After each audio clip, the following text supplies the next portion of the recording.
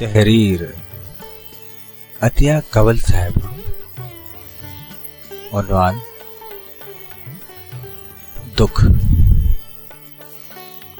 بہت سے دکھ اور غم ایسے ہوتے ہیں جو انسان کو عمر کے اس حصے میں لے جاتے ہیں جہاں تک جانے کے لیے برسوں چاہیے ہوتے ہیں، اور بہت سے روگ ایسے ہوتے ہیں جو جونک کی طرح آپ کے اندر گھس کر آپ کو کھاتے رہتے ہیں، یہاں تک کہ آپ کی اپنی زندگی جیبک زدہ ہو جاتی ہے.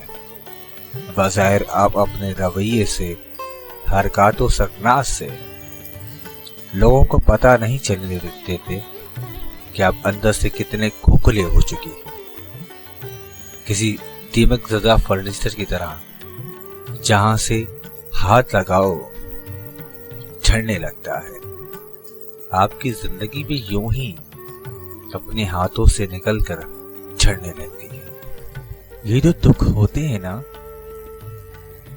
ضروری ہوتے ہیں کہ ہمیں اس در پر لے جاتے ہیں، وہیں رب کے پاس. جیسے بچہ چوٹ کھا کر ماں کے پاس بھاگتا ہے نا، بالکل ویسے ہی ہم بلبلاتے ہوئے اللہ کی طرف رجوع کرتے ہیں جب ہمیں درد ہوتا ہے، جب کوئی اور درد نہیں ملتا، جب کوئی سہارا نہیں ملتا، جب شامیں ٹھہر سی جاتی ہیں، جب سانسیں تنگ ہو جاتی ہیں، جب ہم ٹکرائے جاتے ہیں، جب رلائے جاتے ہیں، پھر ہمیں صرف اللہ یاد آتا ہے، صرف اللہ.